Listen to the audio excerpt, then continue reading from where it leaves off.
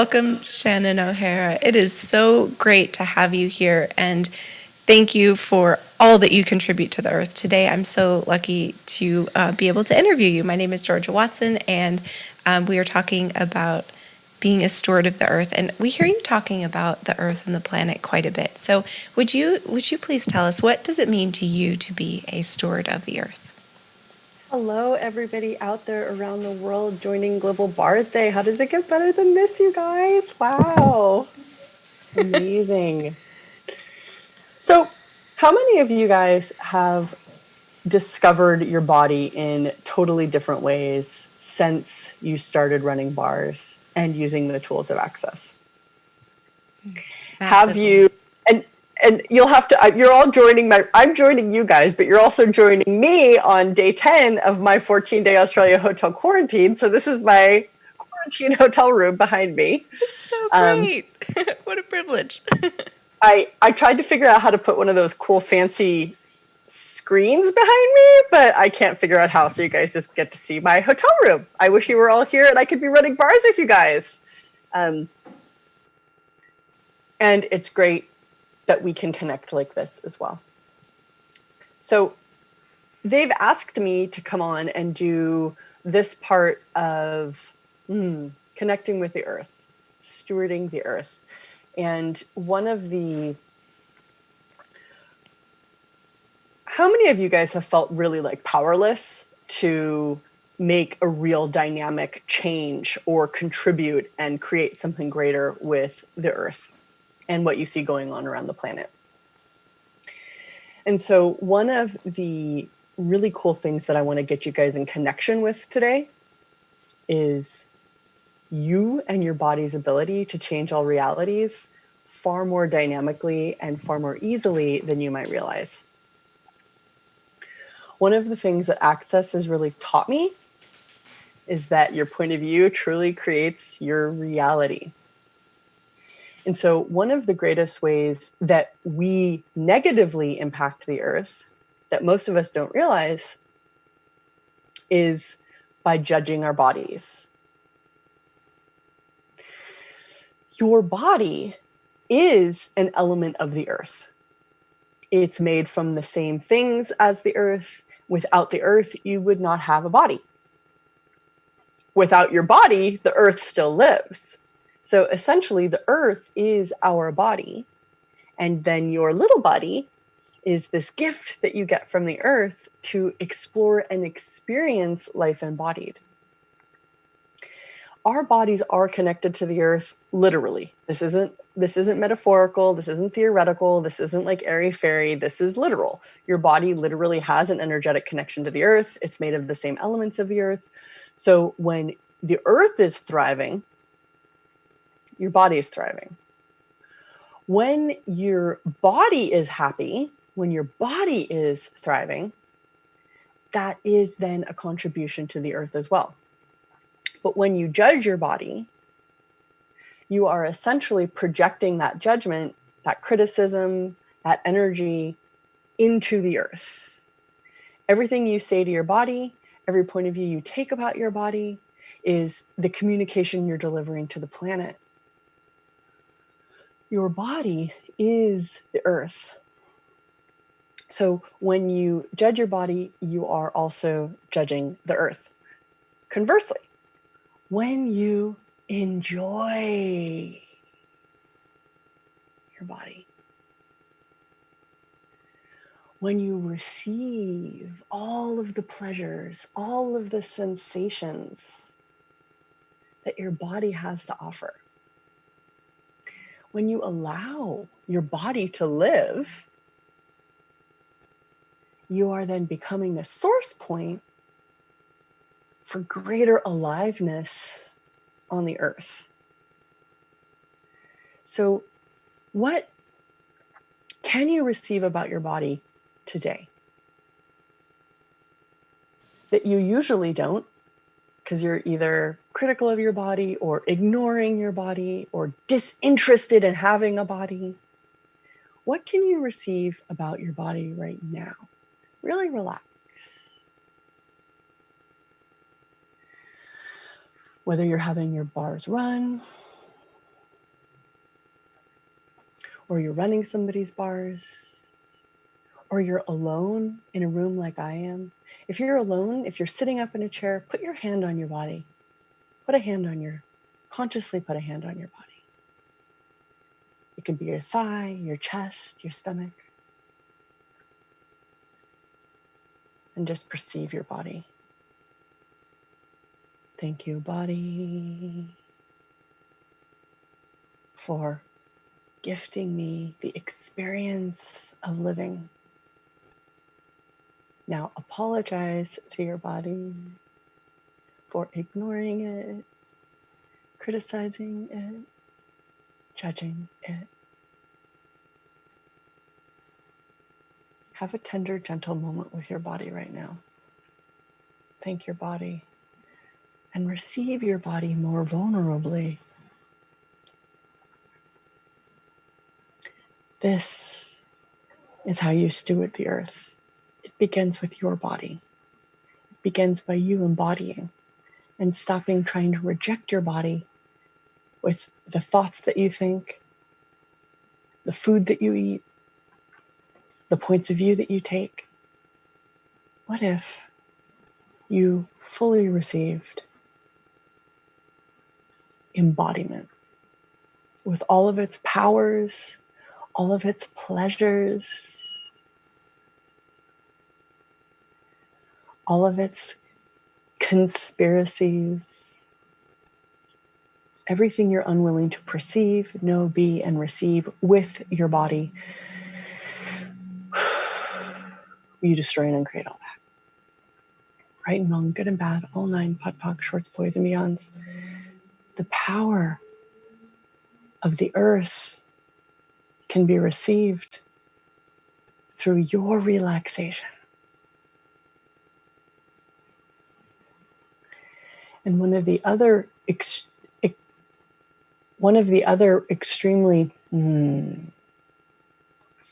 actionable things that you can choose to steward the earth, to contribute to the earth, to contribute to a different future with the earth, is to recognize that every time that you start thinking, every time that you think, you essentially disembody. So what thinking are you choosing that's creating the body and the earth that you're refusing? And everything with that is, you guys just strain and create it, please.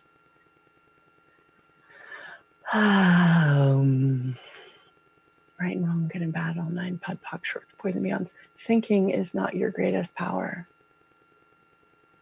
Receiving, perceiving, knowing, and being embodied is power, true power. Every time that you start thinking, you disconnect from the earth. You are now in an artificial universe that does not actually exist. It isn't real. So when I have been seeking greater consciousness and looking at like, what is real? Like, how do I deal with this insane reality that we all walk amongst? I have often turned to nature and looked to nature and recognized that if an animal doesn't understand something, that's because it's not real. Look at all the things that you think are real that an animal would never understand. Everything that you think that isn't real, that you focus on that isn't real, that you indulge in that is not real, is an artificial separation from the earth. It disembodies, it deactivates the power of your body to be in communion with what is real. The earth is real. Nature never lies. Only your head lies. So all of the lies about you that you're choosing that prevent the earth you could be creating, will you guys destroy and uncreate all that, please? Yes. right and wrong, good and bad, all nine, pod, poc, shorts, boys, meons. And they asked me to do like an earth connection exercise with you guys, which apparently is where I'm starting with you guys. So let's not talk about it. So Let's just great. completely indulge in this out of control, out of definition, out of linearity connection with these extremely profound, relaxing, uncontrollable energies of the earth. And if you let yourself slide through reality now, let yourself slide. What if right now, in this beautiful celebration of the powerful bars, what if right now you gave yourself permission to completely slide through realities?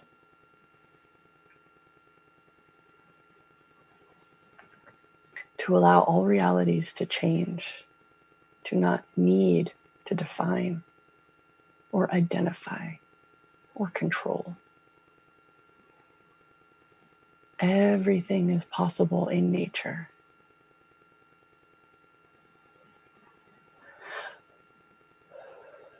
Summoning the spirits of the earth and all of the creatures that live in the exiled world, deep in the ocean, high in the atmosphere, in the endangered indigenous natural forests of the earth, summoning the spirits of the earth, the spirits that we came to play with and create with. Let the earth touch your body. Allow yourself to slide through realities into the great gift of embodiment.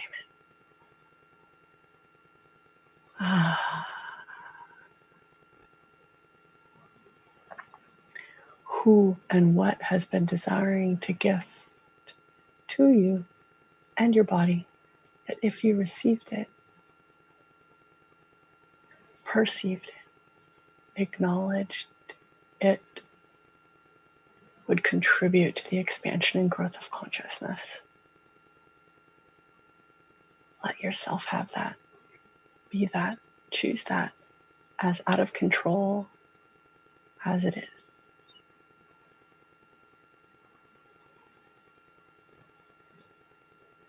Trust your body. Trust the earth.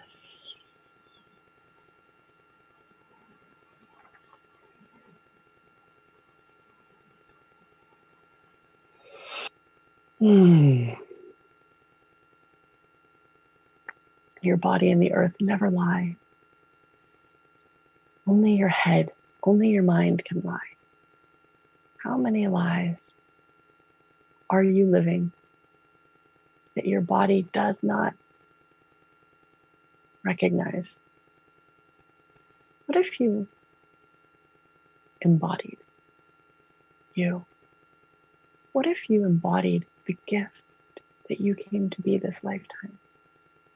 Embodied it in your feet, in your stomach, in your mouth, and embodied it completely through every molecule of the earth. Be in connection with the earth, not in distraction of the mind. Now slide more. Slide out of the confinement and the definement of this reality and into all of the realities beyond. Recognize this energy, perceive this energy, let it into your body. Let your body live. Let your body live.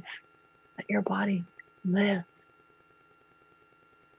As imperfect and perfect as your body is, as smelly and sensational as your body is, as pleasurable and painful as your body is, let it live. Let yourself live through these sensations, these experiences of embodiment. This is heaven. And when you think, you access hell. When you receive your body, you're in heaven. When you judge, you disconnect from heaven and enter the hell that you can choose, because it's available too, because oneness includes everything. Receive your body no more now, please. Beyond your controls. Receive your body beyond all barriers. Let the receiving be more aggressive than the control. Let the receiving be more dynamic than the barriers. Let the receiving be what it is. Let your body be what it is. Let your being, let you be what you is.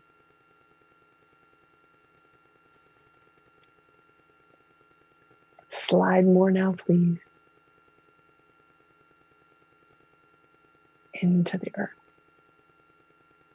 Expanding into the natural, powerful, giving, magical earth. Into the dirt beneath the building that your body's in. Through the minerals, the deep roots, the bedrock, literally moving into the earth, into the waters of the earth, expanding, receiving into the waters of the earth. What energy, space, and consciousness can you and your body be to facilitate the expansion and growth of consciousness and the increase of oneness through all bodies, through all embodiment, all realities, and all planets? Be the molecular consciousness of that. Lose your mind. It'll always be there for you later if you want it back. Lose your mind now. The earth has no mind and has access to something so much greater than your mind can ever be. The perfect harmony of uninterruptible consciousness. You can be embodied as that, or you can reject the earth through your mind for the rest of your life. What will you choose today? It will change all realities right away.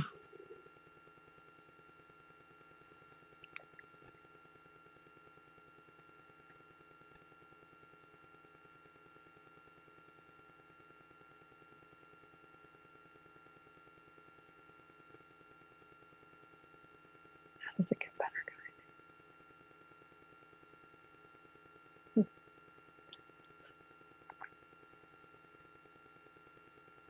So, Georgia, what should we fill up our last 15 minutes with?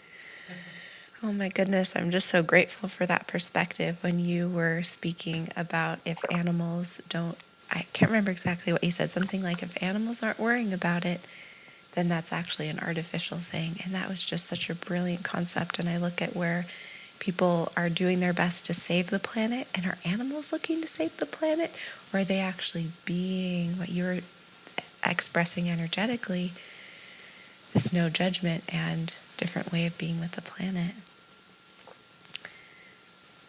Wow. So many of us are taught to, how do I put this? If you look to the animals, that's the thing, like if an animal doesn't understand something, it's because it's not real. And so one of the greatest allies that I've had on this journey to consciousness, because like when I first started hearing about consciousness, I had no idea what it was. I was just like, Yeah. I need something, I need to not die. Like basically I was dying. I was like suffering. And I wanted to die all the time and to escape this reality. And when I first started, and it was the bars that was the beginning of changing that for me. It was like, I was so suicidal as a teenager, and Gary like watched me in all this pain, and he basically could do nothing directly for me because I was so rejecting of access as a teenager. And so, I mean, you know how we are with our parents. We're like, I don't want to do the weird thing my parents are doing, like, you know. And so he basically like, he sort of tricked me. He like got other people to do access with me, to run my bars and stuff, and stayed out of it basically. And it was the bars that was my first breath of like, oh my God, relief. And I like bit by bit, like bar session by bar session, like the suicide left me. And I started to want to live. And then when I was like, okay, so if I'm going to live, if I'm going to have this body and be in this life, like what is there here? Like, I know I don't want to be, like, I knew what I didn't want. I didn't want to like be part of the insanity that was everywhere. But I was like, but then what is there? And then there was the earth. Wow. And the spirits of the earth and the animals of the earth. And every time I looked to the earth and I spent time in nature and I prioritized my perception of nature, there was just sanity. It was just like I felt sane for the first time. And there is such deep sanity in nature and such deep insanity amongst people. But we have this, we here now, everyone listening, we can be a source for more insanity through our mind by thinking and judging and being unconscious about the way we speak and function, essentially. Or we can be a source of sanity and transformation and vulnerability. And that's this extremely powerful choice that can oftentimes collide with so many of our preconceived, pre-concluded notions about ourselves. So this is this deep privilege that each and every one of us has to be. What do you want to be? Do you want to be another, do you want to be another person who's disconnected from consciousness, disconnected from the earth, and dishonoring of their own body and being? Or do you want to be a source of something so different that you essentially have no place in society, but are living in the kingdom of possibility that many people might not be able to enjoy with you, but many other things will enjoy it with you. Many other energies will participate and play. And so you are accompanied by so much possibility. And what would you like to choose? What kind of a world would you like to create? And will you be what it takes to create that, essentially? You really have me wondering about what a world of no judgment could be. And we're taught so much to judge our bodies, and that's just what normal is. But as you were speaking about judging our bodies is actually judging the earth. It's like a microcosm and a macrocosm, but either way, it's judgment. So what do you see could be possible in a world of no judgment? Or even if just one person's choosing it, is that a possibility? I oftentimes like think about like what would be going on in public if there was no judgment. I mean, and can you guys imagine like how many people would be having just sex on the ground like all over the place? Like there'd be so much more nudity and so much more sex. And then I've actually thought about this a lot. I was like, okay, cool. So if there was like no judgment, because it's like how many like laws and stuff and like promise of penalty like prevents people from like murdering other people or stealing and all this and stuff. And so I've like really like looked at this a lot, and I look to nature and I'm like, yeah, but in nature, like none of that's really an issue. It's like in nature, the strongest is what succeeds. And I so would love to go back to survival of the fittest. It's like Gary said at one point, recently something that really blew my mind. He says, like, we as societies contribute to the weakest link, not the strongest link. And it's so true. It's like we put so much resource and time and energy into supporting those who are dying, those who are sick, those who do not desire to live, rather than contributing to the strongest link that will and can create greater for all.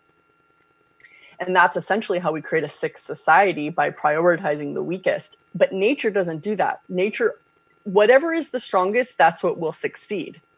And so it's like, what if you were raised to always go for the greatness of you, what could be greater, rather than raised to always like nurture what was like the weakest or worst about you? Because let's face it, a lot of us are raised like our parents either need us to need them or don't want us to be greater than them, or we do all. I mean, it's not just our parents, but society in general doesn't do a lot of praise of the great. It does a lot of judgment of what doesn't fit.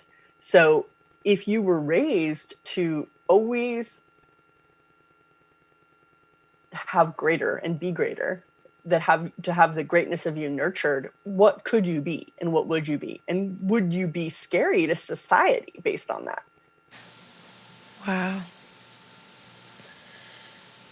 That is a really, really different take on strength. And when you mentioned what would that be scary to others, it's like a lot of times it's very receivable to be in pain. And sometimes people want to take care of you and coddle you and nurture you when you're not feeling well. Well, how do people around you deal with you or handle you when you're being so much stronger than they have ever been willing to be themselves? It opens up a very different world where are you alone in that, or do you actually have even more and greater? Exactly. And a lot of people do fear nature and do that rejection of the animal's power because they don't want to be that powerful, that out of control, that unpredictable, that great, that connected to the earth. This becomes a conversation of actually being limitless. There's a movie about limitless, but then what if we could actually live our lives as infinite embodiment? Exactly. And so that's where nature has been one of my greatest educators, because I couldn't see like consciousness embodied amongst people. I didn't know anybody Wow. that, my dad has done his best over time to be more conscious and to be more of a source for that. And so that was like the initial spark and inspiration. But then to really like get like, how does consciousness work? Like nature is demonstrating it constantly. So that's where, if we will learn from nature, mimic nature, be as nature, duplicate what nature would do in every situation in our lives, I wonder what kind of world that would create. Wow. And that's taking a lot of action too. I know that you've been involved in contributing to Actions for Future and Forest for Future. Is there anything that you'd like to say about those two amazing possibilities?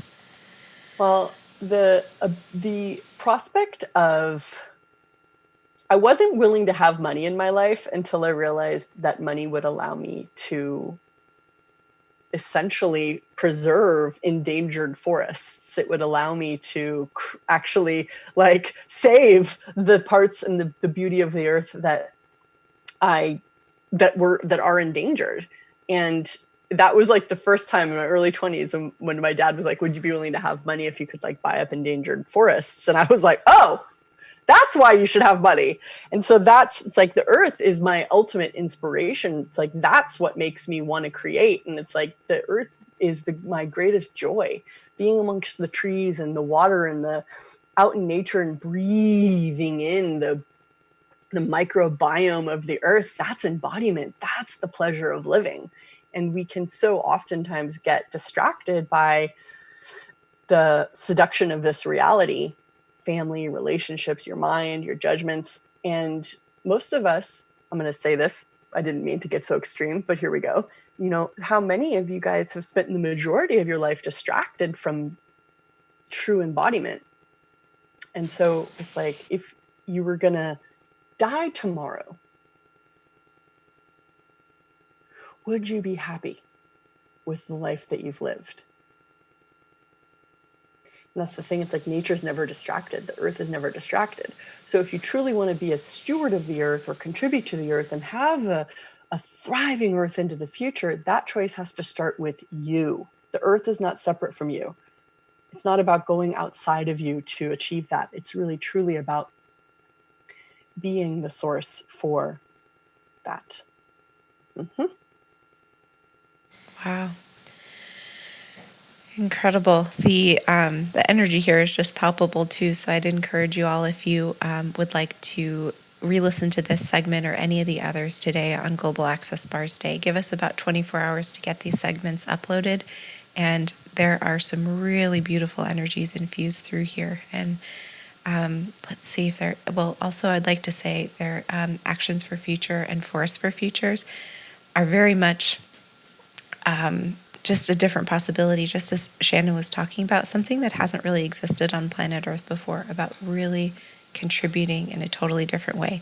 Not about trying to save anything from resistance and reaction, but more how animals function is taking action and choosing and choosing and choosing. And so you can find out more about actions for future and force for future through their social media sites. You can just do a little search for there on Facebook and on Instagram. And I wonder what else here. Is there anything else that you'd like to talk with us about? We're done? Oh, okay. All right. I guess we're really done. Fried. Yeah, I think we're fried. And just thank you so much, Shannon. And also people can find more from you from talktotheentities.com and also Shannon-O'Hara.com. Is that correct? Yep. Shannon-O'Hara.com. So thank you. And thank you, everybody watching. And here next, we have a little bit of an introduction into even further an energetic exploration. And that's with Dr. Dane here in his amazing work called Energetic Synthesis of Being. Thanks for Bye, watching. everybody. Bye. Bye, Shannon.